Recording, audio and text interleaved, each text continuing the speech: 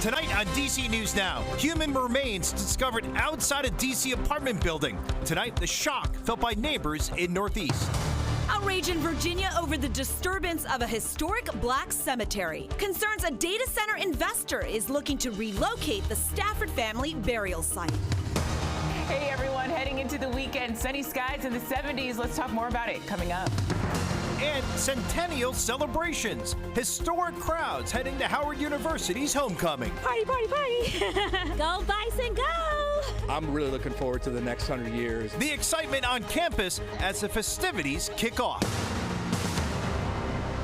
You're watching the station covering all of the DMV. This is DC News Now. Hi, everyone. Thank you for joining us tonight for DC News Now at 10 o'clock. I'm Chris Flanagan. And I'm Susan Tran. We're going to head right to the district. That's where we find tens of thousands of people who have flocked to Howard University for the weekend, all to celebrate homecoming. Yeah, so exciting. This year, bigger than ever, as the university hits a major milestone, 100 years of homecoming. Our Marielle Carbone joining us live tonight. Marielle, I know you're speaking with students and alumni, and the alums, they've got to be pretty pumped to be back on campus. Yeah, Chris, a lot of excitement out here throughout the day. You know, as you mentioned, the 100-year anniversary of homecoming, making this a very big deal, but also with the presidential election just a few weeks away. We know VP Kamala Harris is an alumni of Howard University, so that's bringing some extra buzz to campus this weekend as both students and graduates celebrate the legacy that's Howard University. Around campus at Howard University. Go Bison, go! The excitement is building with Howard homecoming now in full swing. We say that Howard people are everywhere. Vanjie Caver is an alum graduating in 1992. She traveled in from Atlanta and says reconnecting with her fellow Bison is always special. Just camaraderie, seeing your old friends and getting to know where they are in life and getting good hugs and laughs. And this year marks a major milestone for the university. The 100th anniversary for Howard homecoming, highlighting the legacy of the HBCU. Kamala Harris is one of our alum and she's run for president, so it's an exciting time. It's just a testament to Howard, particularly the alumni, the support. Alum Roman Stevens is back in town from Houston. It's always good to come back and see all friends that we've made along the journey. And for him, it's a family affair. Me, the legacy now passed on to his daughter, Zoe, a sophomore at Howard. So I chose Howard, honestly, because of my dad. He always talks about the great experiences he had. And every time he talked about it, he was always just like happy, like, oh, Howard, HU, you know. As the celebration kicks off, Stevens says it's not just about looking back. It's about looking forward to. While 100 years sounds psychologically nice, and I'm really looking forward to the next 100 years and to see what powerful things our alumni continue to do every day.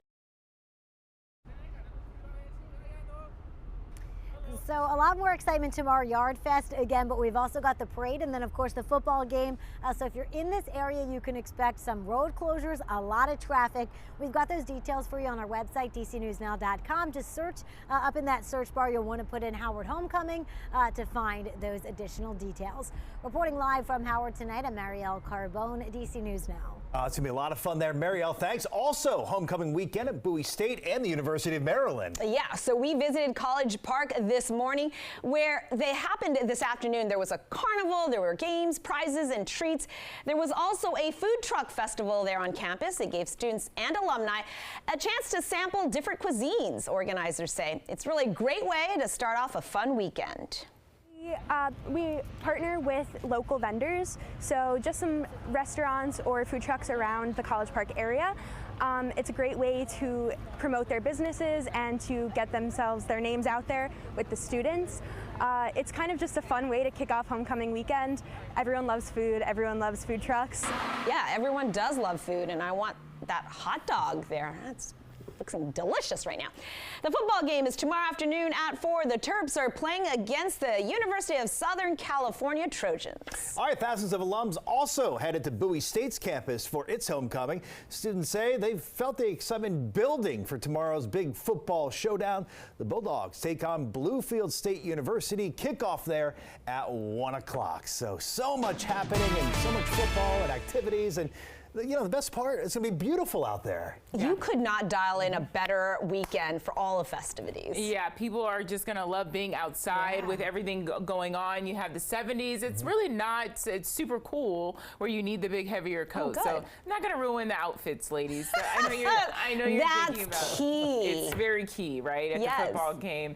Really, tomorrow is fantastic all weekend long. It's a beautiful night right now. The winds, they have died down, and that's super helpful. It doesn't make things super uncomfortable. No longer talking about a wind chill factor as well. That low that really caused all the gusty conditions have pulled more out into the center of the Atlantic. We just have a few leftover frost advisories from Washington County down towards northern Virginia, from Fauquier County, Culpeper as well. Those will expire at 9 a.m. tomorrow morning, and we shouldn't have any more frost concerns going into your Saturday or Sunday. Temperatures right now, 58 for DC, about 5 to 6 degrees warmer compared to the last couple of nights. It's due to high pressure across the Great Lakes, and it's allowing all this clearing, no cloud coverage out there. And so tonight, really overnight, mostly clear. Temperatures hanging out into the middle 40s for DC. Hey, a good looking weekend that extends into your Monday, Tuesday, Wednesday of next week. I'll have your 7-day forecast coming up.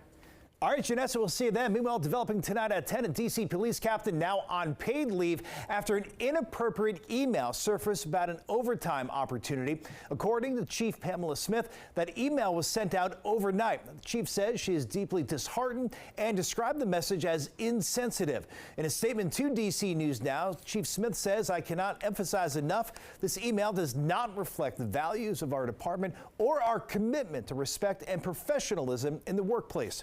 This type of unprofessional behavior will not be tolerated." Now, the captain has been reassigned from the Thrive program and again is on paid leave while MPD investigates. This is a developing story. We'll bring the latest updates both on air and online.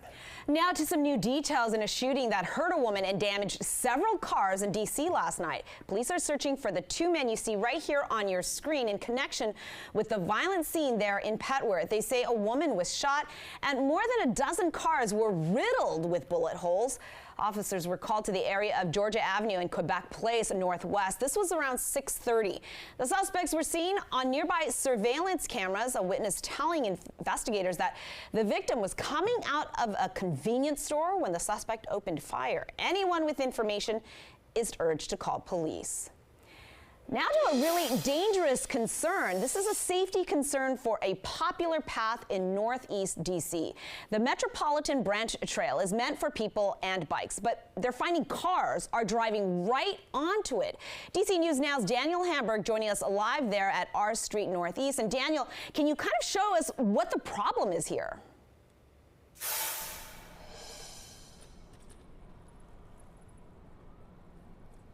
So, Susan, you can see right here, there are metal bollards to prevent any cars from coming this way through the trail. But if you take a step over this way, there is only one concrete barrier in the middle, still leaving room for cars to get through.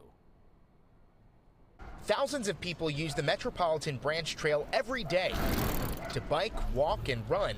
But increasingly, cars have been getting on the trail. More people on the damn trail. This video from last month shows a white Range Rover getting on at R Street and exiting a block up at Randolph Place. It would be nice to solve this before someone gets hurt. ANC Commissioner Joe Bishop Henchman says last Tuesday, DDOT did install this concrete bollard, but Wednesday morning there was a car that entered, and Wednesday night another one. There were a lot of families who were walking down to go to the park, and then there was this speeding car heading straight towards them.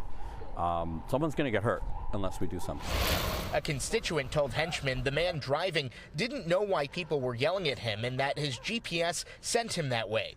Stacey Wallace witnessed another car on the trail Thursday night. I think he figured out that he was not supposed to be on the MBT, and actually passerbys were really nice and helped him back his car out because he was unable to do it himself. Bishop Henchman questions why both sides of R Street don't have the same bollards. People are saying, like, well, if it was good enough for this side, why can't we do it for that side? He says every part of the trail needs physical barriers. I think once we get past the bureaucracy and the decision making and the should we or shouldn't we can get things deployed very quickly.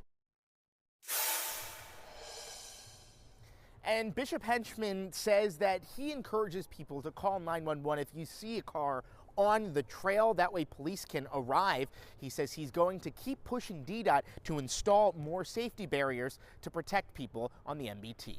We're live in Northeast. Daniel Hamburg, DC News Now.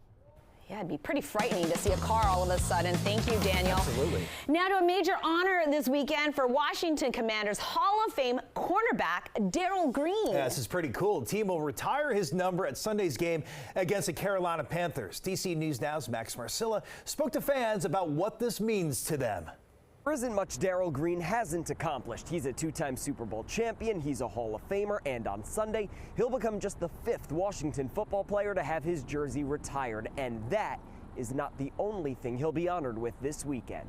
Take a look back at Darrell Green's storied career. First-round pick in '83, more than 300 regular and postseason games, all in burgundy and gold, more than 50 interceptions, and 11 touchdowns, including this memorable punt return against Chicago in the '88 playoffs.